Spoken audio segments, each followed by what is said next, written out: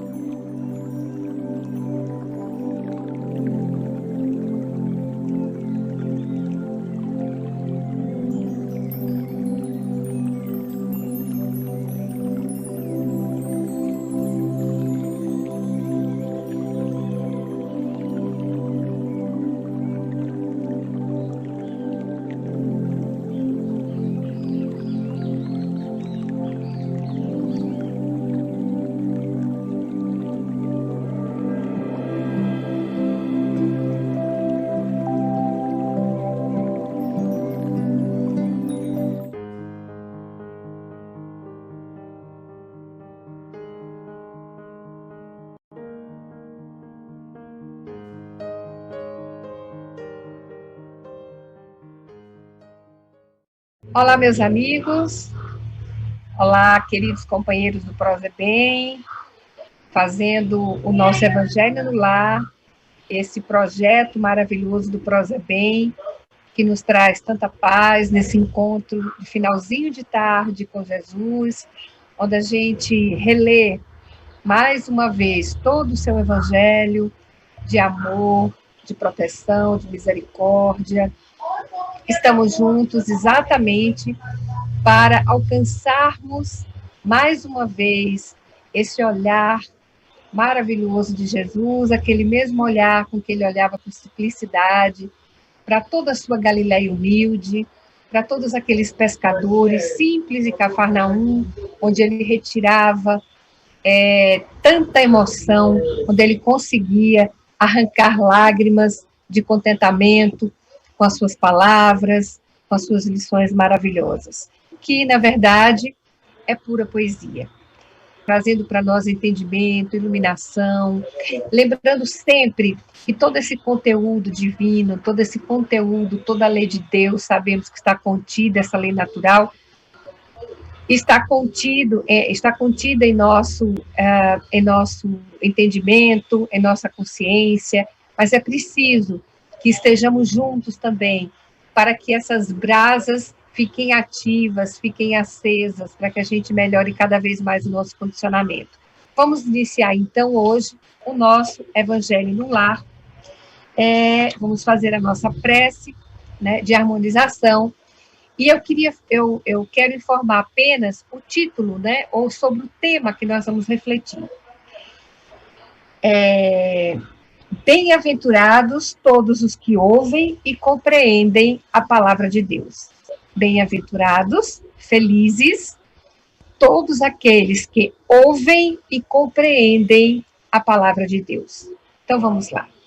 Mestre amado Jesus, aqui estamos mais uma vez reunidos virtualmente, irmanados em corações, para receber essas sementes do Evangelho, que tanto nos sustentam nesse momento de dificuldade, nos momentos de paz, que nos elevam em vibração, para que sintamos um pouco desse amor maior, dessa alegria de estarmos juntos, ainda que separados fisicamente. Que o teu amor e o teu olhar misericordioso possa trazer para nós serenidade, tranquilidade e, sobretudo, esperança, para sermos amanhã melhores do que hoje. Então, meus queridos amigos, esse trecho que eu acabei de ler para vocês, na verdade, ele compreende, eu vou somente retirar aqui para não ficar muito forte o barulho para vocês. Bom, na verdade, ele integra um capítulo de Boa Nova, é um capítulo de Boa Nova, eu já falei para vocês desse livro, é um livro de Humberto de Campos, né, a psicografia de Chico Xavier, Humberto de Campos, o jornalista que traz essas mensagens do plano espiritual, que traz para nós esse entendimento, né? Muitos dizem que o Boa Nova é quase que um make-off do Evangelho, de algumas passagens do Evangelho, e realmente ele nos faz compreender muito do que está contido no Evangelho. Recentemente, eu estava assistindo uma palestra do Aloysio Elias, onde ele falava um pouquinho do fluido cósmico universal. E ele disse ele disse uma assertiva que me impactou profundamente, e eu, de fato, fui fazer uma pesquisa, inclusive lá em Parnaso de Além Túmulo, né, sobre o fluido cósmico universal, onde ele diz que, por exemplo, nós temos essa visão do que acontecia ali nos bastidores do Evangelho. Por exemplo, nesse caso específico, nós vamos tratar do capítulo 11, da lição número 11, que trata do Sermão do Monte. Então, aqui, Humberto de Campos vai trazer para a gente o que aconteceu antes do Sermão do Monte.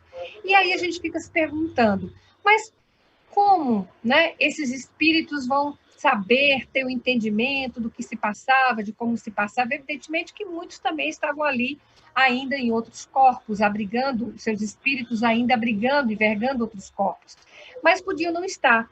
E aí, a explicação que nós ouvimos, e quando a gente vai para o Evangelho segundo o Espiritismo, né, Kardec também vai pensar um pouco disso para nós, é que o fluido cósmico universal é o pensamento de Deus, é o veículo do pensamento de Deus, e se nós estamos mergulhados no fluido cósmico universal, estamos, consequentemente, mergulhados em Deus e no pensamento de Deus. E toda essa história gravada fica no fluido cósmico universal, a história da nossa vida. Por isso que, às vezes, isso para alguns espíritos, quando tem efetivamente, estão despertos para aquela realidade da morte física, muitas vezes a gente vê passar o filme da nossa vida, né? Porque ele está impregnado no nosso pensamento e no veículo do pensamento que nós estamos mergulhados, que é o fluido cósmico universal. Então, essas histórias, eles acessam nesse fluido cósmico universal, né? Que é onde nós estamos verdadeiramente, onde nós estamos dia a dia escrevendo também a nossa história. Então, essa passagem, Humberto de Campos vai nos trazer exatamente o que acontece antes do Sermão do Monte, né? Então, ele diz assim, que, na verdade, três cidadãos vão à casa de Levi, à casa de Mateus. Jesus não está lá, e Mateus os recebe, e eles vão cheios de júbilos e cheios de energia, porque já ouvira Jesus falar, já conhecia aquele discurso maravilhoso.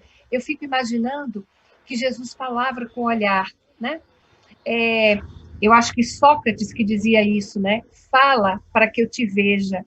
Então, Jesus, a gente tinha compreensão, né? No olhar dele, você já tinha compreensão daquela misericórdia maior.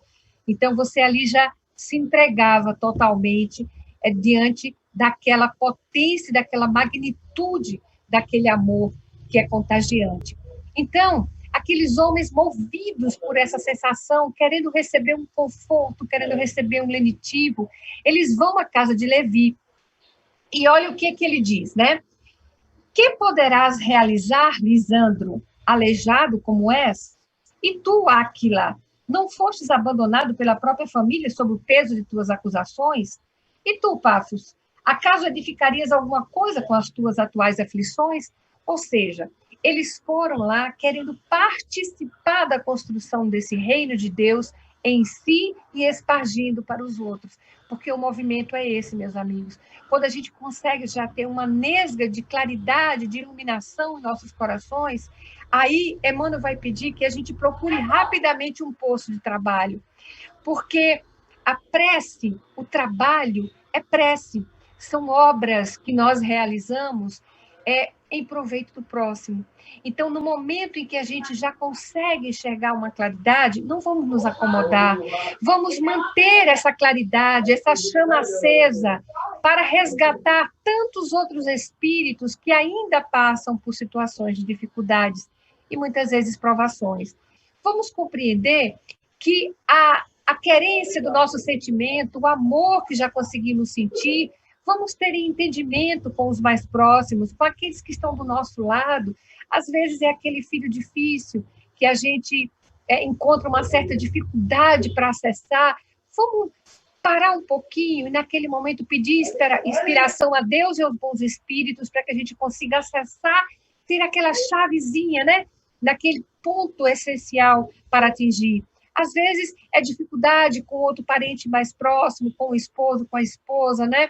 Calar-se no momento apropriado para depois poder, aí sim, fazer o trato necessário com paciência e com tranquilidade, porque todos naquele momento, no momento em que os ânimos estão inflamados, representa uma chama que a gente tem que manter apagada, né? E não devemos apagar com querosene.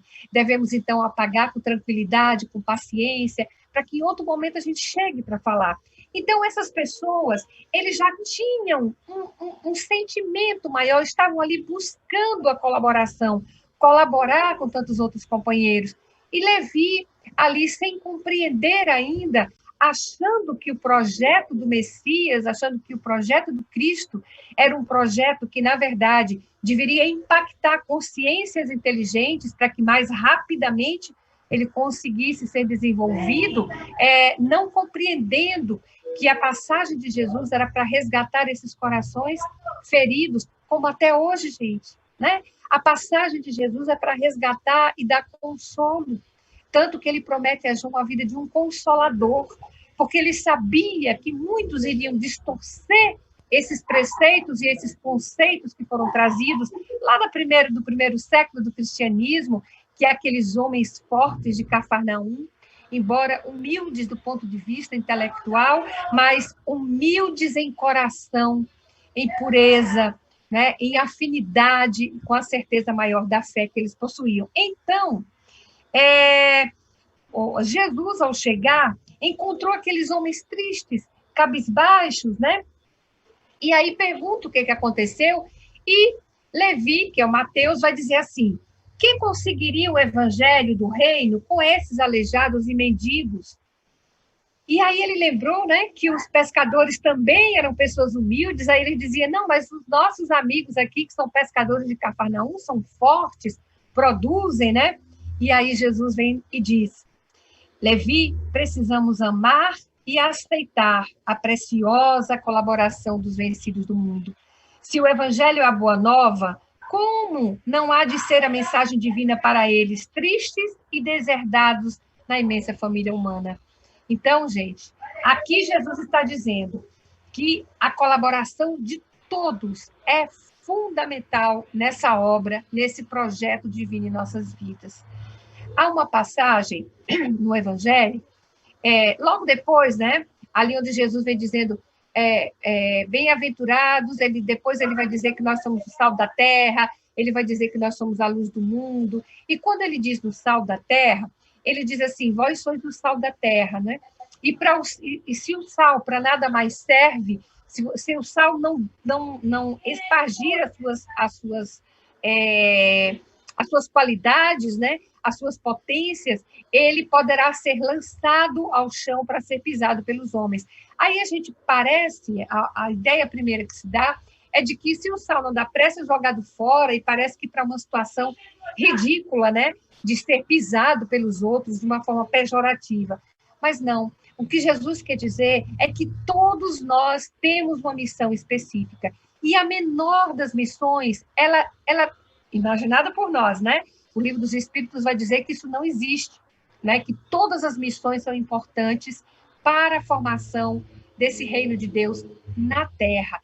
Então, quando Jesus diz assim: se o sal perder as suas propriedades, nada mais serve senão ser jogado no chão e pisado pelos homens, é porque a época de Jesus, no Templo de Jerusalém, lá aquele mármore, na época do inverno, né, embora nevasse pouco, mas nevava, ficava muito escorregadio. Então, aquele sal que não era de grande qualidade, ele jogava no chão para que as pessoas, os sacerdotes, não escorregassem no mármore, né? Então, vejam aqui que profundidade, que genialidade de Jesus. Ele está dizendo que todos temos uma utilidade, ainda aquela que a gente pense que não é importante, porque normalmente a gente pensa assim: mas a minha missão... aí a gente pensa na missão do Divaldo, na missão de um Chico, de um Eurípedes. Não, gente. Todas as missões são importantes e urgentes e prementes a Deus. Uma dona de casa, um carpinteiro simples, aquele que está ali, que recolhe, que está ali nos ajudando na nossa casa, o colaborador, cada um tem uma missão específica.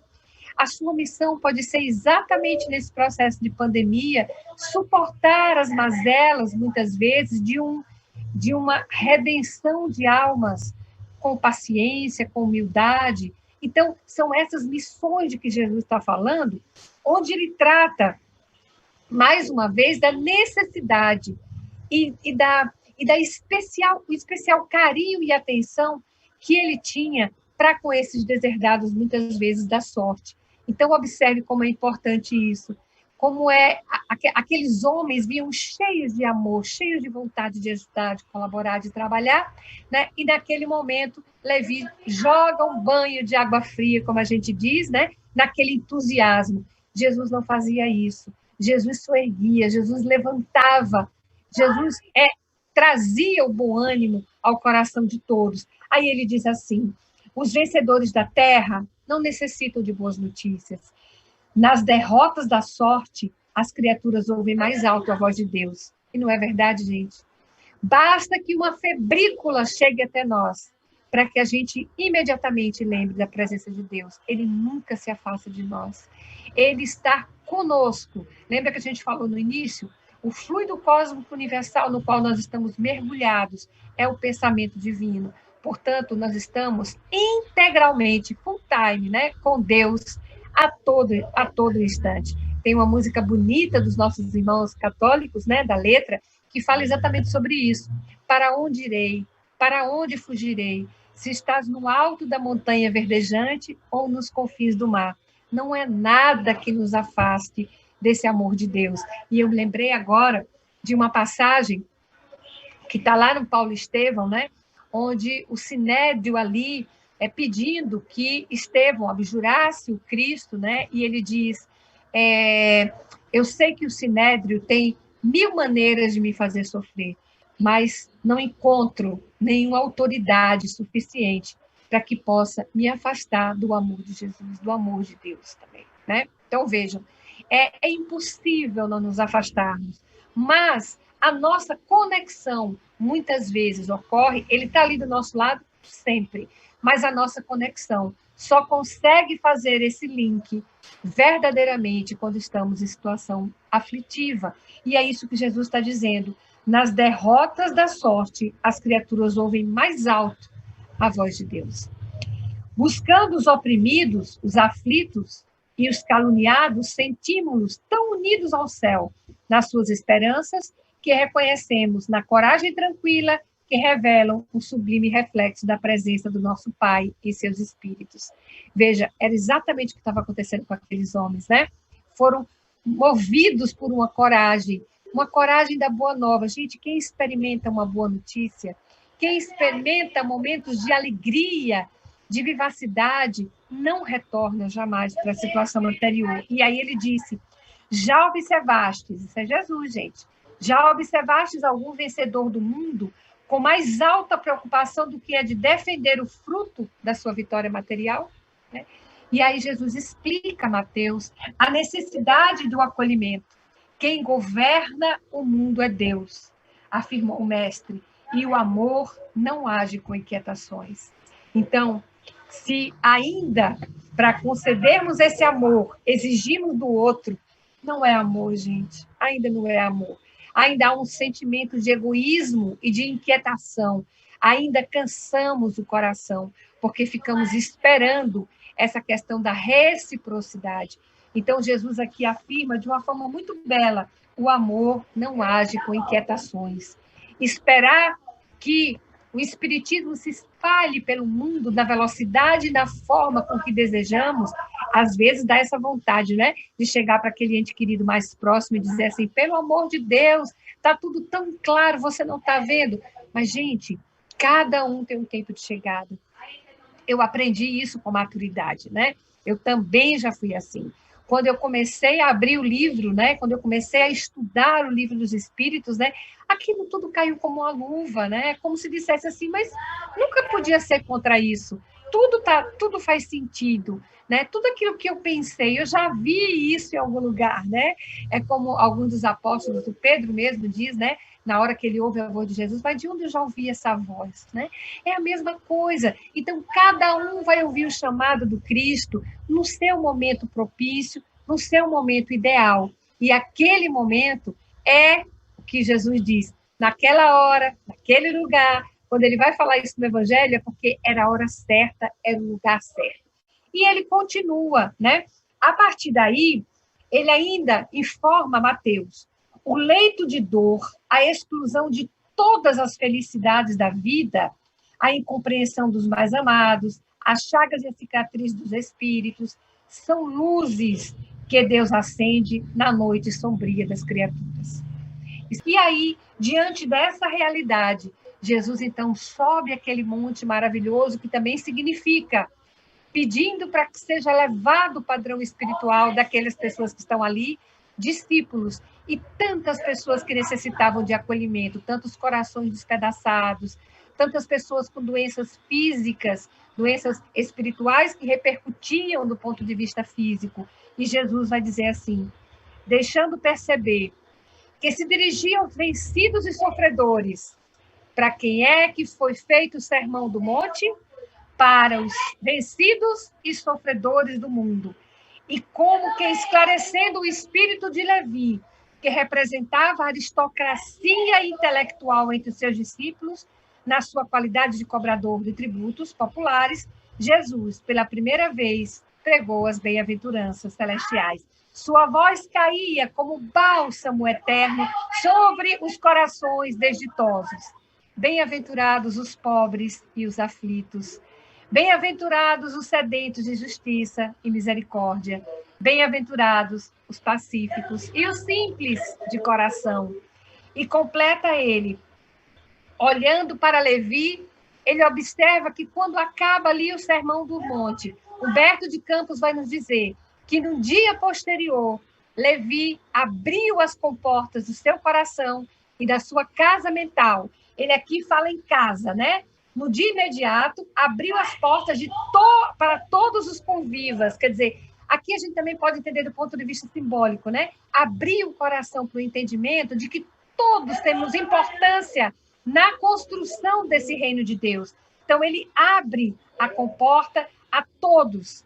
Jesus feliz ali, parte o pão para comungar com todos eles.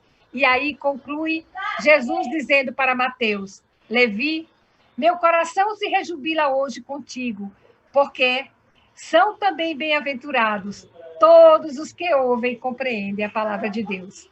Essa é a nossa reflexão. Bem-aventurados aqueles, não somente aqueles que escutam, gente, mas aqueles que ouvem. Porque escutar, todos nós escutamos. Vocês estão escutando a minha agora, a minha voz, né? Mas ouvir é um movimento de entendimento muito mais. Então, bem-aventurados todos aqueles que ouvem e entendem verdadeiramente o sentido da vida, o sentido do amor que o Cristo veio trazer para nós. Lembremos como Alcione, o Evangelho, ele tem que ser entendido, ele tem que ser meditado, ele tem que ser sentido, mas, sobretudo, ele tem que ser vivido. Vivamos essa palavra de amor, de fé, de carinho mesmo, de afago que o Mestre Jesus nos dá. Vocês que nesse momento, eu também, podemos estar passando por situações de preocupação, de angústia, de aflição, de ansiedade. Aquieta o coração. Reserva um quarto íntimo, como o Mestre pede que a gente ore. Fala em segredo. Ele diz para a gente falar em segredo, porque a gente só revela segredo para um amigo muito íntimo. Então, ele pede que tenhamos intimidade com Deus. Lembremos, o nosso pensamento está mergulhado no pensamento de Deus. Não precisa repetir frases, lembranças decoradas, mas vamos sentir, botar o coração em cada palavrinha que a gente dirige a Deus nesse momento. Bem-aventurados aqueles que ouvem, compreendem e fazem, e executam e põe em prática a palavra de Deus. Meus irmãos, que o bom mestre, ele nem gostava que a gente falasse o bom mestre, porque ele disse que bom é Deus, né? Então, que o nosso mestre amado Jesus aqueça os nossos corações, fortaleça os nossos passos, para que a gente, como esses três que foram procurar, ainda que o corpo físico destroçado, mas com a alma em júbilo e bom ânimo, saiba compreender sabendo compreender o verdadeiro sentido da vida, vai em busca do olhar do Mestre Jesus. Que Deus fortaleça-nos em nossa fé, na nossa esperança e que sigamos com muita paz nessa semana que se inicia amanhã. Muita paz a todos, um excelente final de tarde e noite. Muita paz, meus irmãos. Meus irmãos, muita paz. Que Jesus os abençoe. Vocês sabem que o próximo sábado é o dia de entregar feirinhas dos idosos. E nós estamos precisando de muita coisa. Eu gosto de pedir e gosto de receber, mas fico mais feliz quando eu vejo a fisionomia de um idoso recebendo sua feirinha. Com certeza vocês não faltarão. Que Jesus abençoe a todos e muita paz.